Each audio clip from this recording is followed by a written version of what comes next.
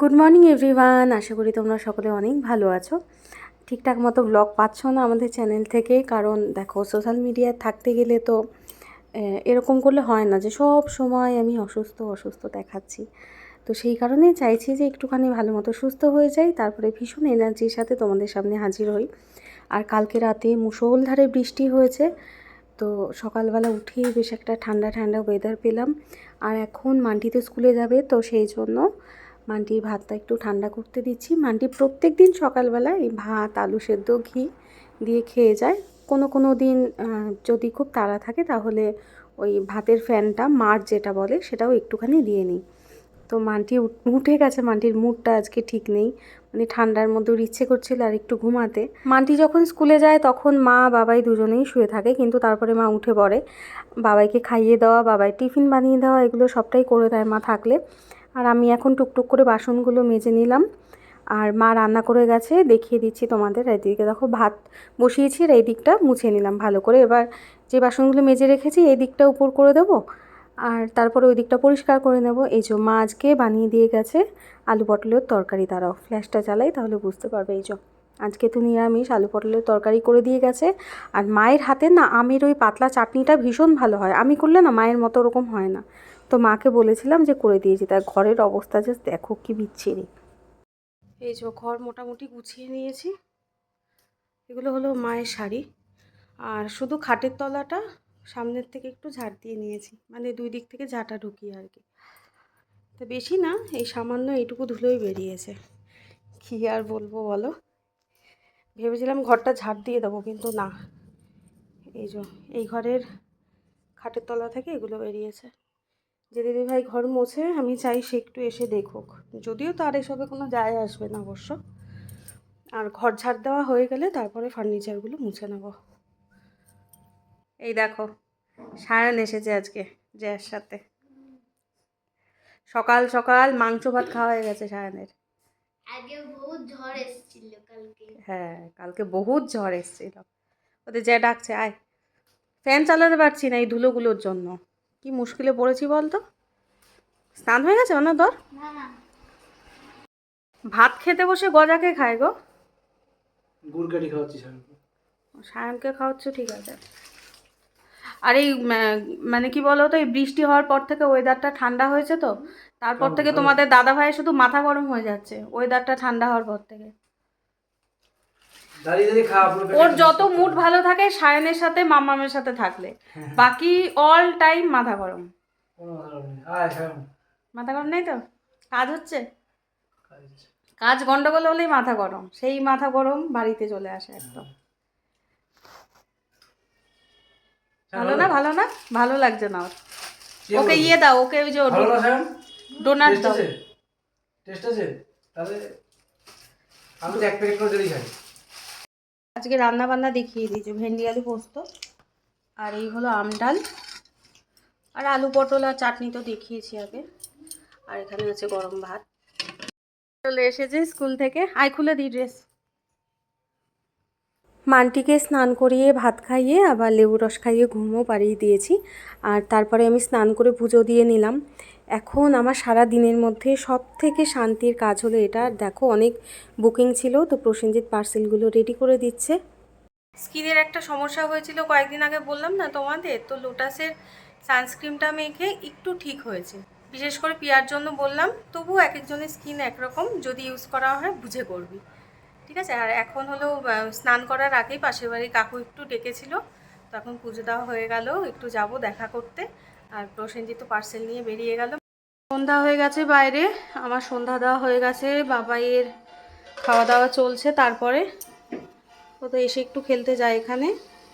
আমার পেটটা ভার হয়ে রয়েছে, ওই জন্য শুধু তোমাদের দাদা ভাইয়ের জন্য চা বসালাম। আর এখন যাব ছাদে, একটা চাদর মেলা হয়েছিল, দাদা ভাই মেলে দিয়েছিল, নিয়ে আসে অন্য দিন, কিন্তু আজকে একদম খেয়াল নেই, নিয়ে আসি। সবাইকে বলি কি এই সন্ধেবেলা করে খাবি না, কিন্তু ওই এসে চলে যাবে খেলতে। এই যে এই ঘরেও গ্রিলগুলো সব লাগানো হয়ে গেছে, গ্রিল লাগানোর কাজ মোটামুটি শেষ।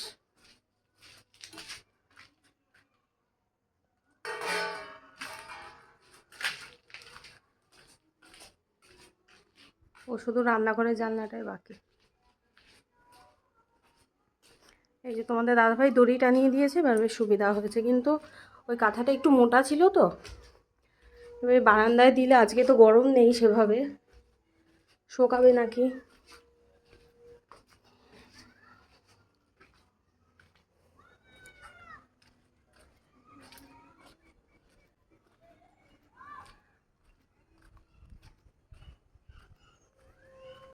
সুন্দর বেশ হাওয়া দিচ্ছে, আর চারিদিকে এই যে সন্ধ্যা পুজোর শাক বাজছে।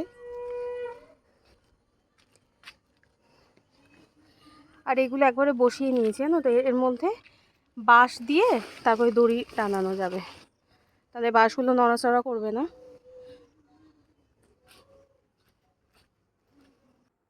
এই যে তোমাদের দাদা ভাই বেরিয়ে যাচ্ছে, এখন যাবে বিল্ডার্সে, কথা বলে ওখান থেকে দোকানে চলে যাবো, সেখান থেকে দোকানে। আর এই যে আমি বাবার সাথে আজকে একটু যাই, দোকানটা তো ঘুরতে যাওয়ার জায়গা না শোনা। এমনি যাবি, এখন কি করে যাবি? আগে জানো তো তোমাদের দাদাভাই ছোটোবেলায় ওকে নিয়ে যেত, আর তখন তো বাবা দোকানে যেত, বাবা আসার সময় ওকে নিয়ে চলে আসতো, আর তখন তো মা বাবা আরেকটু দেরি করে আসতো, আর তখন দাদাভাই তো দোকানদারিও করতো না। এখন তো সমস্ত কিছুই ওলট পালট হয়ে গেছে, এখন ঠাম্মি চলে আসছে, আর বাবা, এখন যদি তুই বাবার সাথে যাস তোকে সেই রাত 11টায় আসতে হবে।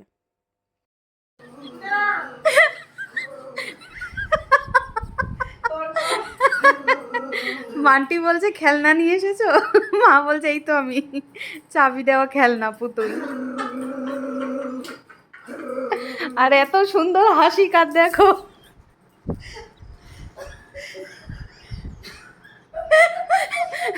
মামদি কি বলেছে শোনো, বলে কি, ও মা ও কি বলেছে বলো, ও মা,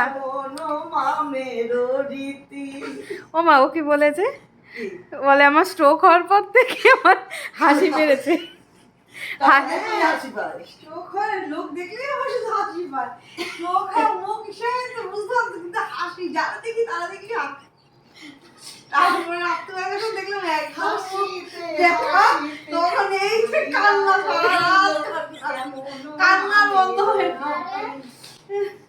আমার চা খাবে তো না, চা একটু খেলাম, চানাচুর খেলাম। মা আম্মা বাড়ি হয়ে আসলো, চা বানিয়ে নিয়ে এলাম। আচ্ছা, ফ্রিজে ছিল হলো স্যান্ডউইচ, চিকেন স্যান্ডউইচ, ঠিক আছে, এই দিদির জন্য গরম করলাম আর মান্টির জন্য। আর আমার মা, খাইস না মা, আজকে খাইস না, নিরামিষ কিন্তু খাইস না, মঙ্গলবার। এ বেচারিও মাসির ভয়ে খেলো না, এও বলে কি না রে রিয়া আমি খাম না, সারাদিন আজকে নিরামিষ খাইছি আমি, আর কি দেবো বলো, ওই জন্য একটু চা বানালাম। তাও একটুখানি বললাম যে একটু চাউমিন বা ম্যাগি বানিয়ে দিই। কোথায় এতগুলো, তো দিদিকে অটোতে তুলতে গেছে, আর আমার খুব খিদে পেয়েছে, তো মা এই যে ভেন্ডি আলু পোস্ত নিয়ে এসছে, আমি রুটি খেয়ে নিই। এখন বাজে হলো 9:40। Good morning everyone, welcome back to my channel, happy Wednesday. আজকে এখন আমি ব্লগটা শুরু করছি 10:10 থেকে, উঠেছি 9টায়। হ্যাঁ, রাত্রিবেলা তো আমার একদমই ঠিকঠাক মতো ঘুম হয় না, তার ফলে কি হয়, ওই পরের দিন দুপুর বা বিকেল করে একটু ঘুমাই, আবার রাত্রিবেলা ঘুম হয় না, বুঝতে পেরেছো? তো রাত্রিবেলা ঘুম হয় না বলে সকালে উঠতেও এরকম দেরি হয়ে যায়। একটু নিশ্চিন্ত ছিলাম যে মান্ডি বাবাইকে আজকে স্কুলে পাঠাইনি, আজকে তো রবীন্দ্র জয়ন্তী, তো বাড়িতেই কিছু সেলিব্রেশন করব আমরা বাড়ির বাচ্চাগুলোকে নিয়ে বিকেলের দিকে। তো যাই হোক, স্কুলে পাঠাইনি এই কারণেই, স্কুলে প্রোগ্রাম হয়, খুব সুন্দর প্রোগ্রাম হয়, কিন্তু বাচ্চাগুলোকে ওই রোদের মধ্যে বসিয়ে রাখে, তো ওরা খুব অস্থির হয়ে যায়, এটা আমি নিজের চোখে বাবার বেলায় দেখেছি, তারপর থেকে আমি একটুখানি অ্যাভয়েড করি, আর অনলাইনে প্রোগ্রামটা দেখা যায় সেটা আমি চালিয়ে দিই ওদের। আর আমি ভাবছি মা আছে মানে মা রান্নাবান্না করছে, হয়তো আমি একদম নিশ্চিন্তে শুয়ে আছি। আর মাও আজকে বলছে যে কি করে যে আমি ঘুমিয়ে গেছি জানি না, 9টায় উঠে আমি ভাত আর মাছের ঝোলটা আগে করে নিলাম। মা রাত্রিবেলা দিদিকে ছাড়তে গেছিলো, তখন লাল শাক নিয়ে এসেছিলো, আমি দেখলাম ভাত আর লাল শাক যদি করি, কারণ শাক ধোবো, বাছবো, রান্না করবো, সময় লাগবে, তো শুধু শাক ভাজা দিয়ে তোমাদের দাদাভাই ভাত হয়তো খেতে পারবে না ঠিক করে, তার থেকে মাছের ঝোলটা করি, ভাত আর মাছের ঝোলটা হয়ে থাকলেও ঠিকঠাক মতো খাওয়া দাওয়াটাও করে নিতে পারবে। তো এখন মা উঠলো কটায়, তোরা কটায় উঠলি? 9:45 কি 10টা বাজতে 10 এরকম। মা তো উঠেছে, ফ্রেশ হয়েছে, এসে বলছে কটা বাজে, মা ভাবছে হয়তো 8টা ফাটটা বাজে, তো ঘড়ির সময় দেখে মা তো একদম হতবাক হয়ে গেছে। যাই হোক, তাড়াহুড়ো করে নিচে গেল শাকটা ধোবে। এখনও মাকে চা দিইনি, কারণ যেহেতু মাছের ঝোল করেছি গ্যাসটা পরিষ্কার করব। হয়ে গেছে মাছের ঝোল, ভাতও হয়ে গেছে। জাস্ট ওই আর 5-10 মিনিট গ্যাসে রাখবো, তারপরে নামিয়ে নেবো। গাঁঠি কচুটা এখনও সেদ্ধ হয়নি। আজকে এই বছরের প্রথম গাঁঠি কচু আলু দিয়ে কাতলা মাছের ঝোল বানাচ্ছি। আমাদের সবাই ভালো খায় এটা, আমরা বাটা মাছ দিয়েও খুব ভালো লাগে। আজকে বেডটা বাবাই গুছিয়ে দিল, সোফাটাও বাবাই গুছিয়ে দিয়েছে।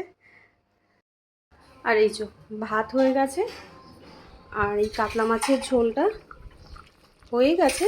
জাস্ট একটু গাঁঠি কচুগুলোর জন্য যাতে একদম মোমের মতো সেদ্ধ হয়ে যায়, সেই জন্য আরও 2-4 মিনিট রাখবো। বাইরের ওয়েদার বেশ ভালো, তবে আজকে হালকা হালকা রোদ উঠেছে, হাওয়াও দিচ্ছে, কিন্তু বেলা যত বাড়তে থাকবে জানি না গরম বাড়বে কিনা। মা কালকে একটা মাঝারি সাইজের মোচা এনেছিল, তো ভাত আর মাছের ঝোল যখন হয়ে গেছে ভাবলাম যে বসে বসে মোচাটা ছাড়াই। তো ভাবছিলাম যে অনেকটা সময় লাগবে, তারপর দেখলাম যে না, তাড়াতাড়ি হয়ে গেল। আর এই কটা বাকি আছে, তো মোচাটা বানাবো। দেখো হাতের অবস্থা, ডাবটা মনে হচ্ছে শুকিয়ে গেছে, জল টল পুরো।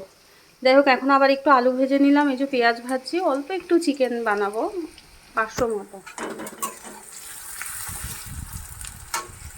আর মনে করতে পারছি না আগে দেখিয়েছি কিনা। এই যে টক ডাল, চিংড়ি মাছ দিয়ে মোচা, আর এই যে গাঁঠি কচু আলু দিয়ে কাতলা মাছের ঝোল, এটা দেখিয়েছি মনে আছে। আসলে আগের দিন না চিকেন ভেজে রান্না করেছিলাম, গোলমরিচ দিয়ে কাঁচা লঙ্কা দিয়ে, বেশ ঝাল ঝাল হয়েছিল। তোমাদের দাদাভাই ভীষণ ভালো খেয়েছিল, আবার একটু ভাতও নিয়েছিল, এত ভালো খেয়েছে চিকেন। আমি ভাবলাম আজকে বুধবার, মঙ্গলবারে আমরা নিরামিষ খাই, কালকে নিরামিষ খেয়েছি, আবার আগামীকাল নিরামিষ, বৃহস্পতিবার। তো এক কাজ করি, আজকেই বানিয়ে ফেলি, যদি ভালো খায়, আবার যদি সেদিনের মতো হয়। তাই আবার প্রসেনজিৎকে দিয়ে আনিয়ে নিলাম। তো অনেক সময় চিকেন রান্না করলে ভীষণ একটা আষ্টে গন্ধ বেরোয়, যারা চিকেনের গন্ধই পছন্দ করে না, রান্না করতে গিয়ে এমন একটা গন্ধ বেরোয় তাদের একদম ভালোই লাগে না। তো সেই ক্ষেত্রে না, পেঁয়াজটাকে ভেজে তার মধ্যে চিকেনটা দিয়ে ভালো করে ভেজে নিয়ে রান্না করলে সেই গন্ধটা কিন্তু একদমই আর বেরোয় না। জলটা এতটাই মিষ্টি, মনে হচ্ছে যেন চিনি মেশানো, মানে এত মিষ্টি জল। জানি না এটা খেলে আবার কতটা উপকার হবে, মানে ডাবের জল আর নারকেলের জল তো অনেক পার্থক্য। আর বাইরে বেশ রোদ দিয়েছে, কিন্তু সেই গরমটা নেই। সেই বৃষ্টির দিন আম পেয়েছিল তোমাদের দাদাভাই আর মা, আমি কিছুটা এরকম মাখা করে খেলাম, এর মধ্যে থেতো করে। আর বাবাই এখন খাবে ভাত খাওয়ার আগে। কেউ খায় না জানিস, আমি কিচ্ছু বলবো না, আমি বলেছি একবার। আর এই হলো চিকেন কষা। এই স্নান করে উঠলাম, আমি বলছি দাঁড়া তোরা, আমি একটু 1 মিনিট রেস্ট নিয়ে নিই, তারপরে খেতে দিচ্ছে, হবে না, এখনই খেতে দাও। তোমাদের দাদা ভাইও বেরোবে, আমি বললাম দাঁড়াও তাহলে আমি একটু জল খেয়ে আসি।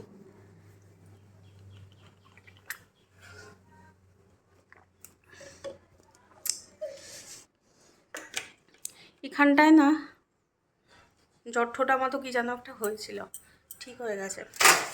একটা রিলস বানিয়েছিলাম, ওখানে বেশ বোঝা যাচ্ছিল। বাবা এসেছিল একটুখানি মাকে দেখতে, আমার শাশুড়ি মাকে দেখতে এসে বাবাও পড়ে গেছে জানো রাস্তায়, এ দেখো পেন্টে কাদা, আর সাইকেলের হ্যান্ডেলে এখানটায় লেগেছে খুব। সাইকেলের ঝুড়িটাও বেঁকে গেছে। এখন খুব বলছে না, ভাবছে যে চিন্তা করবো, কিন্তু লেগেছে। হ্যান্ডেলে গুঁতো খাওয়া মানে ভালোই লেগেছে। পরে একটু পারলে বরফ দেবে এখন অবশ্যই, এত কাজ ওনার আর বরফ দেওয়ার সময় হবে না। মাও নেই আজকে আবার। চলো, তার মধ্যে নার্ভের ওষুধ খেয়ে আরো নার্ভের একটা ওই কানের জন্য বাবাকে একটা ভিটামিন ট্যাবলেট দিয়েছে নার্ভের, সেটা খেয়ে বাবার ঘুম থেকে উঠতেও দেরি হয়ে যাচ্ছে, আর একটা সবসময় একটা ঝিমানি ঝিমানি ভাব। এই দেখো পুরো বেঁকে তেড়ে গেছে, বোঝা যাচ্ছে না খুব একটা। এই যে হ্যান্ডেল চালিয়ে যেতে পারবা বাবা? এইবার বোঝা যাচ্ছে। থাক, আর ঠিক করতে হবে না।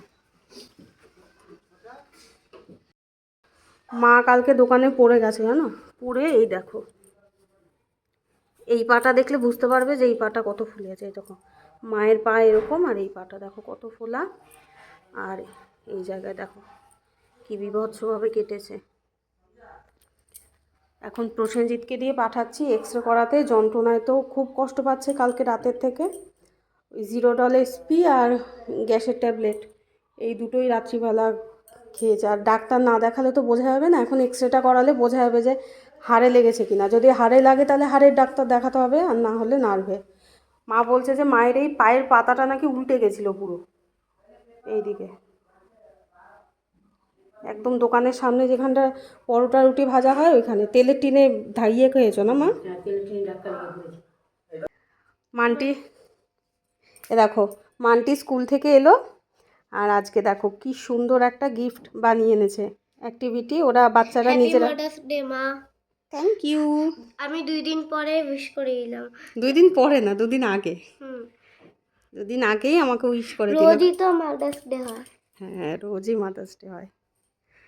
বুদ্ধি ঢিবি একদম। কি সুন্দর বানিয়েছে বলো, প্রত্যেকটা বাচ্চাই তাহলে বানিয়েছে।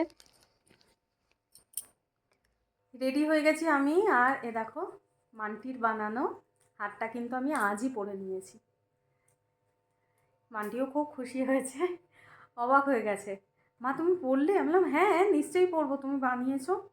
আর অনেকটা দেরি হয়ে গেছে, 2:30 বাজে। আসলে তোমাদের দাদাভাই আসলোই 10 মিনিট, তো এসে স্নান করলে, একটুও দাঁড়ায়নি, এসে স্নান করলো। এখন ঠাকুরের কাছে প্রণাম করছে, হনুমান চল্লিশাটা পড়ছে। মাকে বললাম যে তোমাকে আমি খেতে দিয়ে দিই, তো মা বললো যে না একটু পরে খাবো। ভালোই হলো, তাহলে আমি দিয়ে যেতে পারবো। এখন মাকে খেতে দিয়ে যাব, আবার ওই 1.5-2 ঘন্টা বসে আবার চলে আসবো। মানে আমার মাস্ততো দিদি মামদিদের বাড়ির উল্টো দিকে, মানে উল্টো দিকে যে বাড়িটা, ওই বাড়ির দাদা বৌদিদের বাড়িতে আজকে পুজো, তো সেই পুজোতেই যাচ্ছি আর কি। এই যে মান্টি রেডি হয়ে গেছে, মান্টির হয়তো একটু ঘুম ঘুম পেয়ে যাবে। আবার রাত্রিবেলা আরেকটা নিমন্ত্রণ আছে জানো মান্টি, স্যারের বাড়ি। বাবাইকে তো অরূপ পড়ায়, অরূপ আর মাম্পির আজকে অ্যানিভার্সারি, ফার্স্ট অ্যানিভার্সারি, তো সেই জন্য আমাদের নিমন্ত্রণ। আর এবার দেখাই যে ফোনে 6 লাভ দেখো। এই যে ওই নাইটিটা নিলাম আমার দিদির জন্য, মাম দিদির জন্য। ওইটা স্লিভলেস নাইটি, বাড়িতে পরতে ভালোবাসে, আর হালকা কালার, সাদা ওর বেশি পছন্দ, কিন্তু সাদা এই মুহূর্তে আমার কাছে অ্যাভেলেবেল নেই, তো দিদির জন্যই নাইটিটা নিলাম। আর যে দিদি ভাইয়ের বাড়িতে পুজো, মানে যে বৌদি আর কি, এই শাড়িটা নিলাম। বয়স ভীষণই কম, কিন্তু যেহেতু পুজো আচরা করে বা ঠাকুরের অনুষ্ঠানে যায়, আমার মনে হলো এই শাড়িটা দিলে হয়তো পরবে। দিদি বাড়িতে এসে আগে দেখা করলাম, আর এই যে উল্টো দিকের এই বাড়িতে অনুষ্ঠান। এই যে এই বাড়ির বৌদি, এই বাড়ির দাদা বৌদি দুজনেই ভীষণ অমায়িক মানুষ, মানে বলে বোঝাতে পারবো না, এত আন্তরিক ব্যবহার। আর দেখো গোপুসোনাকে, মন্দিরটাও ভীষণ সুন্দর। আর এ বাড়িতে আসলেই মনে হয় না যে দিদির প্রতিবেশীর বাড়িতে এসেছি, মনে হয় যেন দাদা বৌদির বাড়িতেই এসেছি। আর এই হলো মাম দিদির নাতনি, যার কিনা তোমাদের দাদাভাইকে ভীষণ পছন্দ, ঠিক আছে। আর এই যে দাদাদের দোতলাটা পুরো ফাঁকা রেখেছে, কোনোভাবে কোনো ঘর করেনি, পুরো ফাঁকা, কারণ প্রত্যেক বছরই অনুষ্ঠান হয়। আর অনেক ধরনের খাবার দাবার ছিল, প্রসাদ ছিল। প্রথমেই মহাপ্রভুর মহাপ্রসাদ, তারপরে উচ্ছে কুমড়ো ভাজা, তারপরে মোচা, তারপরে কচুর শাক, আমি জানি না সবগুলোর আমি ভিডিও নিতে পেরেছি নাকি, তারপরে ডাল, চিপস, ধোকার ডালনা, পনির, চাটনি, পাঁপড়, মিষ্টি, পায়েস, অনেক কিছু। এবার একটু এই মহারানীর কথা বলি। আজ থেকে 1.5 বছর আগে, মহারানী তো এমনি ছোট্ট একটি মানুষ, পুতুল পুতুল একদম। আজ থেকে আরও 1.5 বছর আগে ওকে আমি ফোনে অনেক ধরনের ফটো দেখাচ্ছিলাম গ্যালারি থেকে, কোলের মধ্যে বসিয়ে। তো তোমাদের দাদাভাইয়ের একটা ফটো আসে, সেটা 2011-12 সালের, একটু বাচ্চা বাচ্চা তোমাদের দাদাভাই যখন ছিল। হঠাৎ করে ওই ফটোটা দেখেই ও বলে যে এই ছেলে তুমি আমাকে বিয়ে করবে, তুমি কত সুন্দর। ওর ওই ভিডিওটা না আমার ফেসবুকে আছে আপলোড করা। টাটা মানতে, তো জানি না কেন তোমাদের দাদাভাইকে দেখলে ও লজ্জা পায়, এবং ভীষণ মানে কীরকম যেন আদো আদো একটা ব্যাপার চলে আসে আরও ওর মধ্যে। তো খাওয়া দাওয়া করে একটু বসে তোমাদের দাদাভাই মান্টিকে নিয়ে চলে গেছিলো, আমি পাঠিয়ে দিলাম যে মা বাড়িতে ছিল তো পায়ে ব্যথা পেয়েছে, আমার ভীষণ একটা টেনশান হচ্ছিল। এখানেও ভীষণ আনন্দ করেছি, কিন্তু তবুও যেন মনটা আজকে আমার বাড়ির দিকেই পড়েছিল। আর এই হলো মাসি আর মাসির বোনজি, দুজনেই রাস্তার পাশ থেকে ফুল তুলে মাথার মধ্যে গুজে নিল, আর তারপরে আমরা টোটো করে চলে আসলাম বাড়ি।